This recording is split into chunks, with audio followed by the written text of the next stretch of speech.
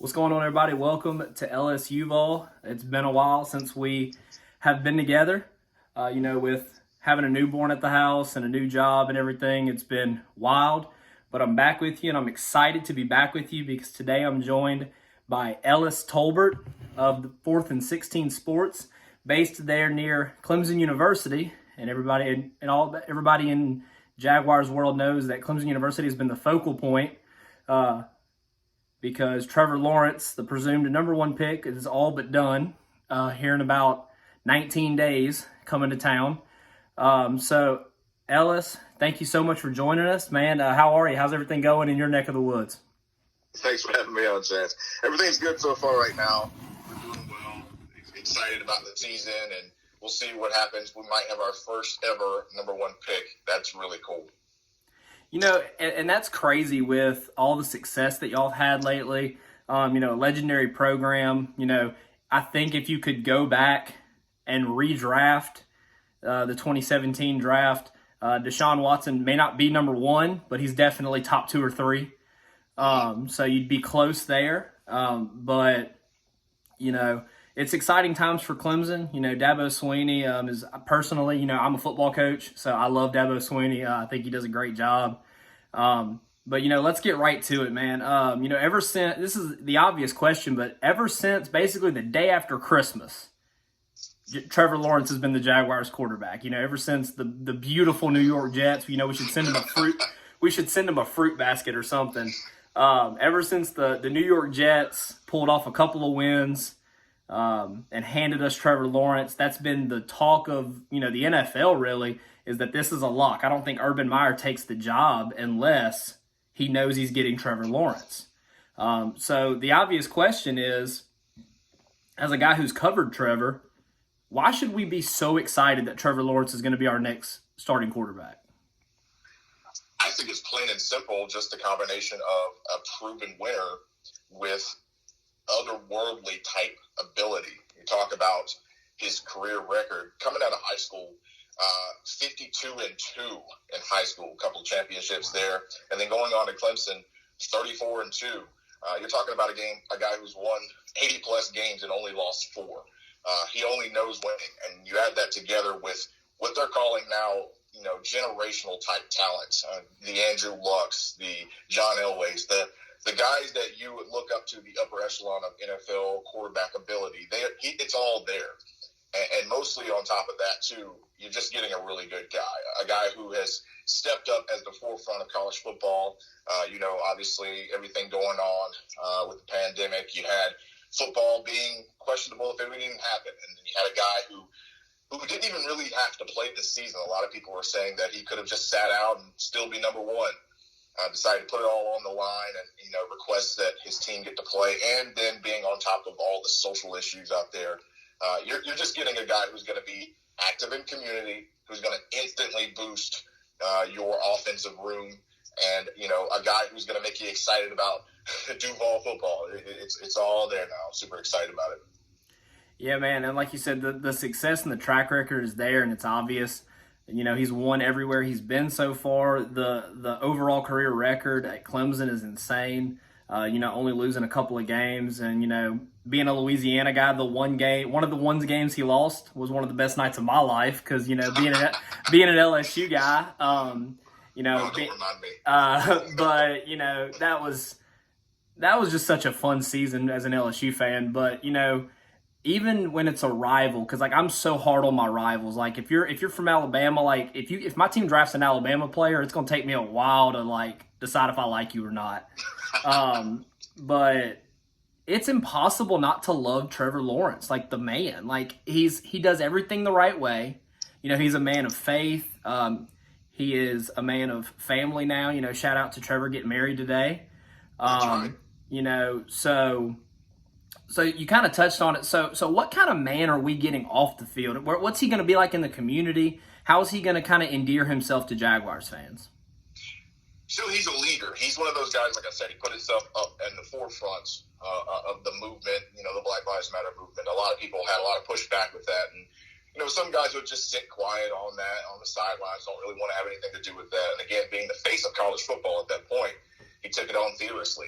And I feel like that'll be the same with the community. Anything, Clemson and Dabo Swinney does a really good job, and I've been a part of this as well, creating homes for Habitat for Humanity. I actually worked with that.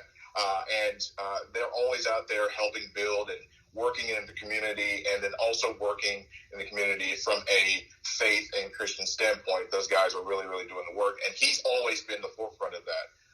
His freshman year, he kind of was thrust into the spotlight. A lot of the times, Dabo doesn't really want the freshmen to talk, especially the quarterbacks. But obviously he was in a quarterback battle up until the Georgia Tech game with Kelly Bryant, who moved on. And since that point, Trevor Lawrence has had to be on record, on pace to be a man quickly, and he's done that. And again, a leader. You've got a guy who's going to be the forefront of this team. I promise you that. He's not going to shy away from anything that happens outside. I guarantee you he'll be the first one in and last one out. Yeah, definitely. I mean, like you said, other than maybe Joe Burrow last year, Trevor Lawrence has been the face of college football the last 2 or 3 years. Devonta Smith maybe a little bit from Alabama this year, but, Joe Burrow is really the only guy that can kind of fight with Trevor for that role the last couple of years. All right, so my last question for you. All right, and this is going to be Trevor related, but not Trevor related. A lot of mock drafts, the 25th pick for the Jaguars is such a toss-up. Kind of in our position, having the number 1 overall pick, having Trevor Lawrence, having the 25th overall pick is kind of just icing on the cake. You're going to get another top 25 player.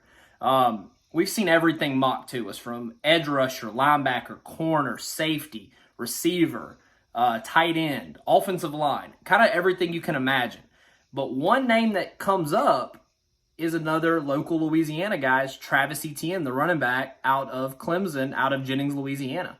And he's an incredible talent. When I found out he was returning to Clemson this past year, I was so bummed because I was thinking the Jaguars might try to take him last year with one of their 2 first-round picks. Because that was kind of my plan. Hey, we take Etienne, we still stink in 2020, and then we have Trevor in 2021.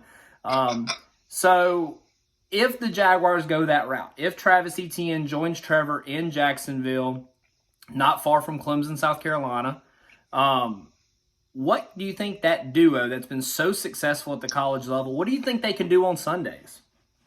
Well, right. First, I would say you'd have a whole lot more Clemson fans rooting for the Jaguars at that point. The fan base would grow exponentially.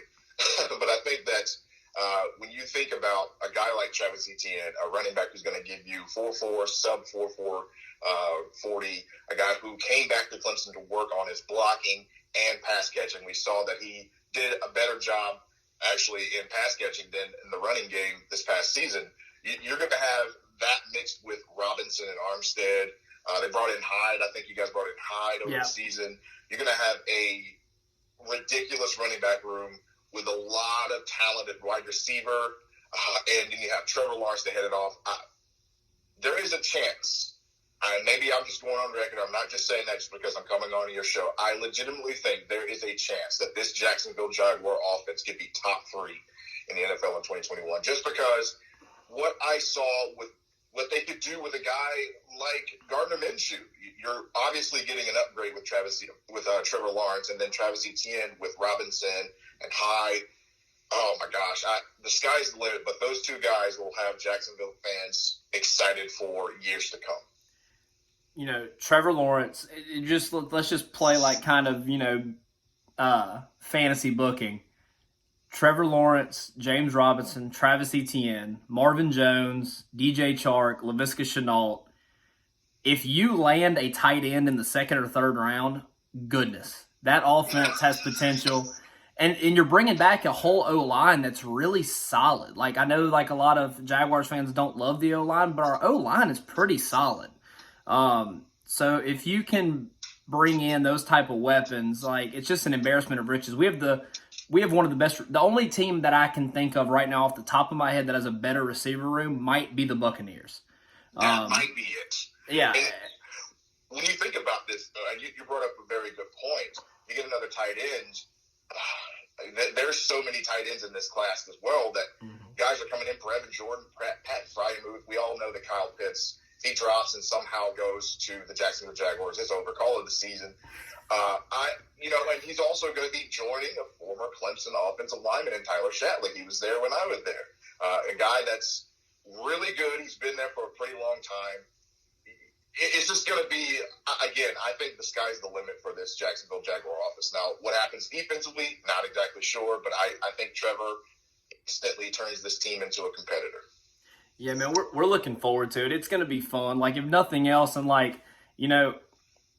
we deserve so much to be this excited after, all the years of what we've been through. And people have said, and I've been one of the biggest people supporting it. They said, even if Trevor isn't a game changer, we still deserve to be this excited about him before he comes because of all we've been through. We deserve to have the number one pick. We deserve to be getting a generational quarterback. And, I can't tell you how, because you're on Twitter, you see this stuff that I see every day. The fact that we don't have to talk ourselves into QB2 is one of the best feelings ever. Because we had to talk ourselves into Blake Bortles. We had to talk ourselves into Nick Foles when we signed him. We've had to talk ourselves into Gardner Minshew. And those guys have cult-like followings, especially Bortles, still on Jaguars Twitter. But the fact that we don't have to sit here and be do we take Fields or do we take Wilson or do we take Mac Jones or do we take Trey Lance? I see those teams, I see those people on Twitter having those conversations, and I just couldn't be me. It's such a joyous time to be a Jaguars fan, which is something you don't get to say very often. All right, Ellis. Well, thank you so much, man, for giving me a little bit of time here on a Saturday. I know you got a lot going on, but I appreciate it. So tell everybody how they can follow you and keep up with your work. All right, so I appreciate you having me on. Thank you so much. You are the GOAT, and good luck to the Jacksonville Jaguars this season. You can find me on Twitter at Ellis Tolbert. That's ELLIS TOLBERT. I talk a lot of sports there, and the live show, 4th and 16 Sports. It's just 4th and 16 Sports. You find that on YouTube, Facebook, and sometimes I'll stream it live on Twitter. All right, man. Well, thank you so much. Good luck with everything you got going on, man. You do a great job, and I appreciate you making some time for me. No problem. Thank you so much. All right, thank you. All right, guys. Well, we will see y'all later. I appreciate y'all tuning in. Good luck to Ellis with everything going on. Good luck to his Clemson Tigers coming up next fall. And as always, go Jags.